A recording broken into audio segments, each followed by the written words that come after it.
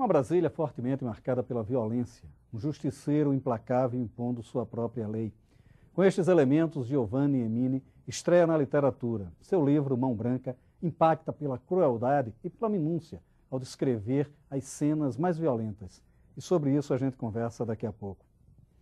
Na dica de leituras, as crônicas de Flávio Carneiro, autor de Passe de Letras, e de Proença, autor de Remoinhos do Entardecer. Agora a gente conversa com Giovanni Emini.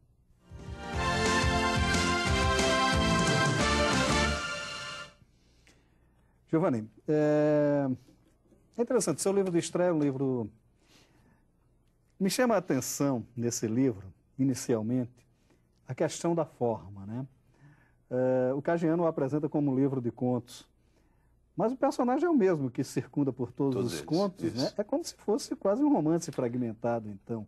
Né? Quer dizer, como é que é essa coisa da estrutura do livro? Isso eu pensei, essa parte da estrutura, nos meus ídolos escritores, Charles Bukowski e Fernando Sabino, que eles tinham uma espécie de um personagem, então uma visão de um personagem que passava por todos os contos.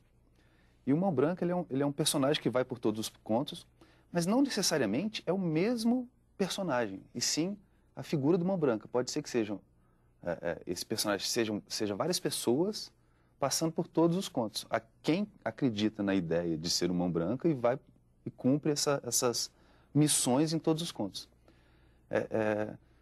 Foi para isso, para ter uma continuidade nos personagens, mas sem ser uma coisa específica de cada um, né? Parcelada em cada conto, uma história fechada, não, história bem aberta.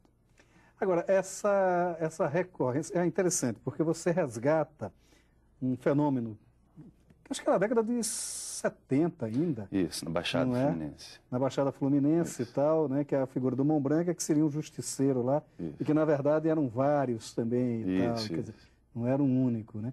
Quer dizer, como é que foi resgatar essa história? A história original do Mão Branca surgiu na década de 20, na época da lei seca nos Estados Unidos, na região de Chicago, e tinha um grupo de matadores de bandidos que matavam aquelas pessoas que faziam alguma coisa errada em relação aos gangsters lá da região. E esses matadores eram irlandeses, e eram pessoas mais brancas, e a gangue deles era chamada Gangue do Mão Branca, que eles matavam aquelas pessoas, tiravam de circulação aqueles que descumpriam as regras da bandidagem.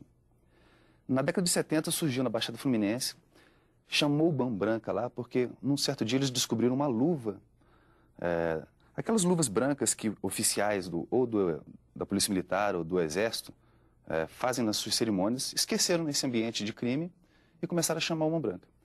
E aquilo, quando eu era criança, eu lia essas coisas, eu sempre gostei muito de ler, e eu lia essa história do Mão Branca, acompanhava nos jornais e via que isso causava uma espécie de comoção entre a criminalidade da região. E tem muitos casos, muitas lendas de pessoas que se entregaram para a polícia com medo de serem injusticiados por esse Mão Branca. E eu queria criar um personagem, porque isso é um pulp, né? uma coisa bem rápida, o livro é uma coisa bem rápida, para ser divertido, tem mais ação do que análise.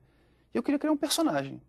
Aí eu criei esse personagem Mão Branca, que é um cara que não segue as leis naturais e as leis estatais com clareza, mas tenta fazer aquilo que é correto. E ele faz aquilo porque ele acredita que ele é capaz de fazer, sendo que nem sempre ele está correto no que ele faz, né?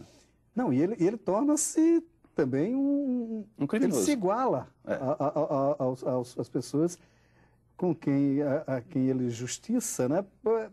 Inclusive pela dimensão da crueldade. Né? Isso. Quer dizer, essa história da crueldade no livro, né? A principal crueldade no livro está no último conto, né? E isso era até um interesse meu, porque, por exemplo, nesse último conto, o personagem que é justiciado, ele faz horrores com uma jovem, o Mão Branca vai lá e faz horrores com ele. E todas as pessoas que leram o livro, ninguém achou errado. Ou seja, a nossa percepção da justiça e da verdade está muito alterada.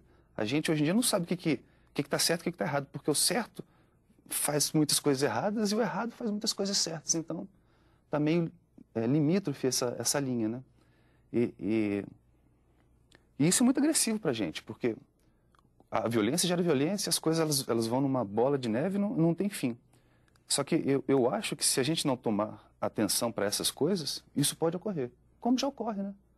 Quer dizer, a banalização da barbárie É uma verdade, né? Quer dizer, aquilo que a gente aprendeu, né, todos os conceitos da civilização cristã e ocidental, do que seria os preceitos da barbárie, né? Quer dizer, hoje, de certa forma, se banalizou, né? Se estabilizou nos noticiários. É mais ou menos isso que você... Todos os casos que acontecem, tanto os casos de crimes que o Mão Branca vai justicia, ou então a forma como o Mão Branca vai e cumpre a sua missão, são casos que aconteceram e saíram nos jornais. As torturas que acontecem no livro são torturas. Todas elas aconteceram. Obviamente não fui eu, nem, né? Mas existiram em algum momento, assim, em algum lugar, na região de Brasília, do Distrito Federal, e foram noticiados nos jornais. E isso eu coletei todas essas notícias para construir esse personagem. Ele é um cara muito mau, muito errado, mas ele acha que está fazendo as coisas certas. A sociedade, às vezes não, sempre questiona esse tipo de ação, mas ninguém condena. E o que eu queria, estreando na literatura, é isso, era questionar, porque eu não sei qual é o resultado disso, eu não sei se isso é bom ou se é mal. Eu sei que está acontecendo e a gente precisa ter atenção. É engraçado porque você acaba revelando uma espécie de outra face de Brasília, que é engraçado. O Renato Russo chegou a mencionar isso uma vez no Faroeste Caboclo. Está sendo filmado, né? Está sendo filmado. O Marçal Aquino que está fazendo o roteiro. Né? Não, minto, é o Paulo Lins. É o Paulo Lins que fez o roteiro. Cidade de Deus, né? Mas é engraçado. De qualquer forma, é uma visão diferente que se tem. Quer dizer, Brasília, há uma periferia em Brasília e essa periferia ela é mais excluída do que as periferias, até porque elas têm menos Exatamente, voz. por causa né? da amplitude também social que tem aqui em Brasília. Né? A gente acha que não existe essa periferia e não existe essa criminalidade, só que ela está aqui no plano, está em volta da gente, está em todos os lugares.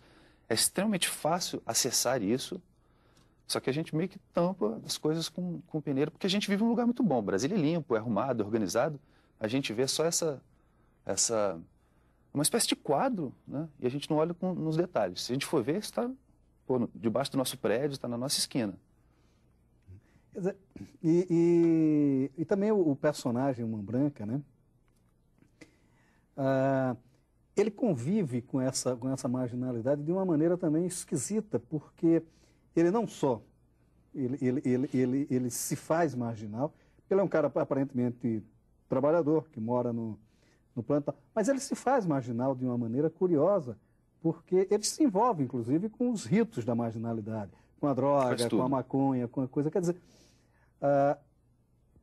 me pareceu que psicologicamente ele tenta se marginalizar também, como uma justificativa da sua ação. Seria mais ou menos isso? Cara, não.